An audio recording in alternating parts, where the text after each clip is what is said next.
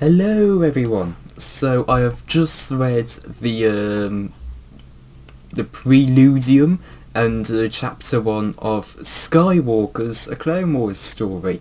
That's Sky with an E at the end, not the character name Skywalker. I want to make that clear. This is a short novella. As far as I can tell, there's 3 chapters: the Preludium, Interludium, and the Postludium throughout the book as well. So I'm nearly halfway through it in terms of each chapters. Once I get to chapter 2, I'll be pretty much halfway through. But I've just finished the Preludium and chapter 1, so I'm going to give you my review. So the Preludium, I'm just going to call it the prologue for now. It's just going to be easier. We get to see Captain Brisha Shard, and we find out that her ship has been caught in a minefield, and she's needing to launch off some escape pods, and that she's bringing precious cargo that's eventually revealed to be not quite a vaccine to a plague that's going on Marat 5, also known as Sky, by its natives, but not quite a vaccine, but something to postpone the effects of the plague. So however, she can't quite get she can't get the cargo. It gets destroyed, but she's able to launch 2 escape pods. These turn out to include Obi-Wan Kenobi, Anakin Skywalker, what was his name? Halogad Ventar? Is it that? Yeah, Halogad Ventar. I'm just going to call him Hal from now on, because that's what Anakin calls him to as well. And also 4 clone commandos in a Tark squad. And anyway, we get a little bit of background of the mission in the first chapter from a message by Mace Windu, and we get to see the Jedi emerge from the escape pods, and the clones, of course, and we get to see I think this is probably some of the best parts of the book so far, and it's Anakin and Hal's interactions are just so funny. They are hilarious. They are described as being friends, and I do assume it is just cheeky banter between the two. But we really do feel like they're constantly at odds with each other, and they're constantly trying to one-up each other in a very, I guess, if you've ever watched the show Miranda, and you have some of those in that show, you have some scenes where you have Miranda trying to one-up Stevie, and Stevie trying to one-up Miranda. It's like that. Hal and Anakin are constantly trying to one-up each other or get on each other's nerves, and it's hilarious to read. I kept having quite a few good laughs while reading it. But anyway, the leader of the Sky Tree comes over. I can't remember his name now, which is funny because I only just finished reading the chapter. But the leader of the Sky Tree comes over, and he brings them over to there, and they have a bit of a chat. They hang over, the Jedi and the clones pass over their weapons to the Sky Tree, and they make their way over to the Citadel. And we get to see a little bit more into what's been going on. We get to learn about I'm just gonna call it like the underworld or something like that, because that's what it's also described as in the book. I can't remember what it's called. The leader's name is Clarimer. But I'm not going to be remembering it, so I'm just going to be calling him the leader. But we get to learn a bit about the kind of world of Sky, and we also get to learn a little bit about Halagad and his past, and how he joined the Jedi Order even later than Anakin. Anakin joins the Order at 9, which is already pretty old to be becoming a Jedi, and we learn that Hal joined the Order at 17. So we learn that, and I'm not sure if that's been in other in other stories Hal has been in, but this is the only story I've seen Hal in so far. So far, I'm really liking his character. I'm finding it very funny. I'm finding him very funny with Anakin. But we get to learn a little bit about how we also again get to learn a little bit about the culture of the Sky Tree. And we get to learn that there are 3 clans. You got the Lowlands, you got the I think it's the Windborns or Windblowns or something like that.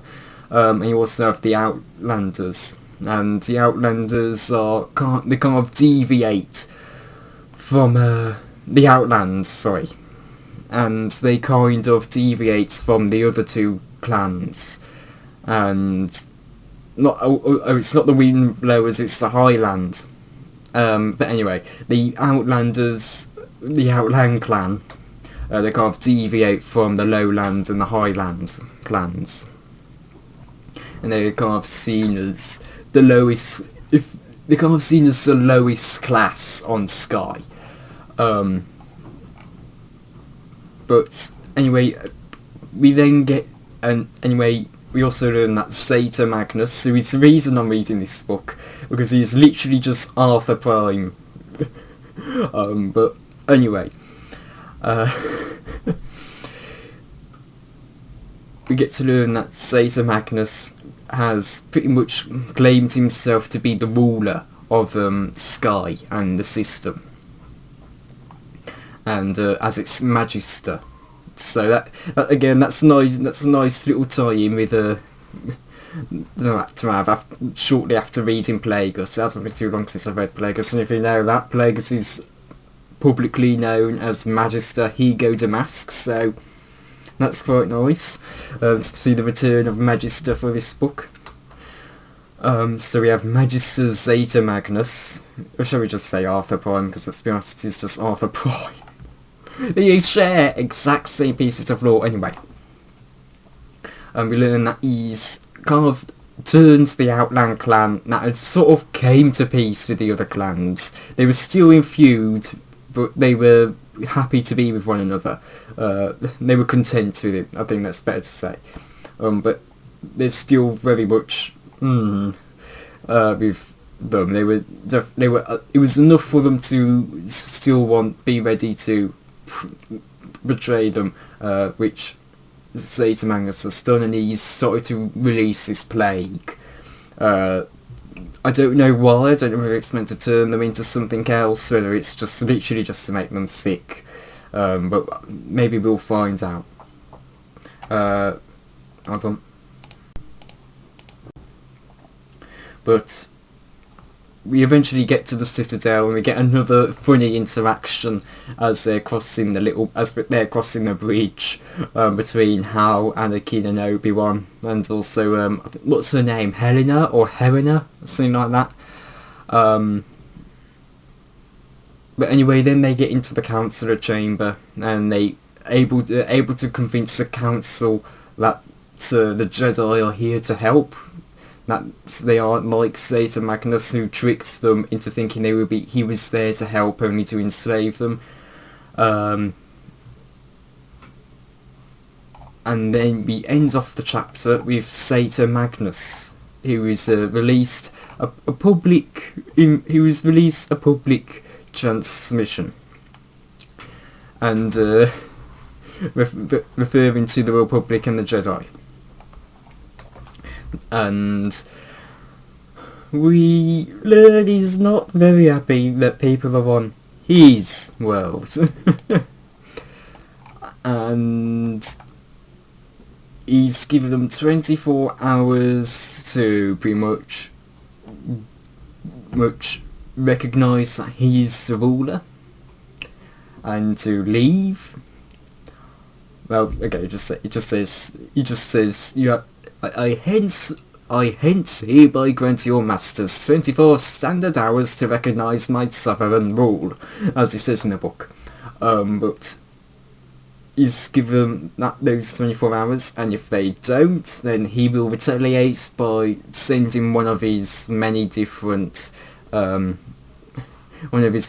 plagues on that's mutagenic to some random Republic world. And that's how we end off the chapter.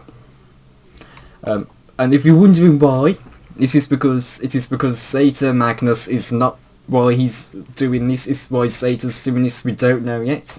We don't know why he took over such a remote and secluded world such as Sky. Again, if it's Aether Prime, it makes sense why we go for that. Go for a world where he can just work in peace. But we do know that he's not part of the. We do know though that Zeta Magnus is not part of the Republic, and we do know he's not part of the Separatist Alliance, the Confederacy of what was it, Intergalactic Systems? I think that's what it was called. But yeah, that I've enjoyed this book. The pages are quite small, so the first chapter was 50 pages. So the first chapter in Preludium were 50 pages long. But if you put them into like the perspective of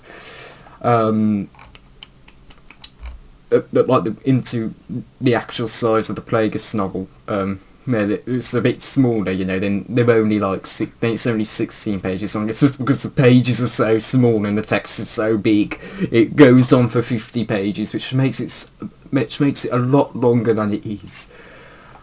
But oh well. I personally enjoyed it. I'm really liking Hal and Anakin. I'm finding them hilarious.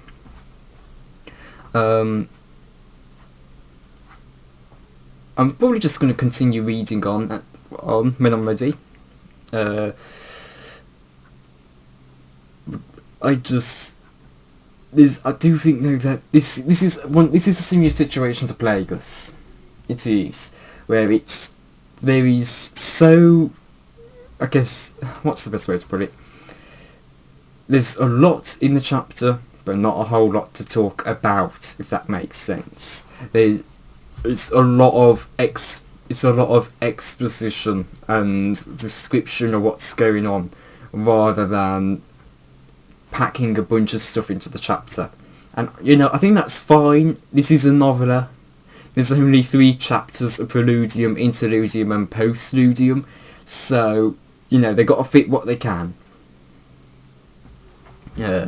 So yeah. But I'm fairly sure it's only 3 chapters. I could be wrong. It's just it's because of how many pages there are. It's difficult to find where each chapter is in the book. But I personally enjoyed it, and I'm looking forward to reading more. So thank you all for watching, and goodbye.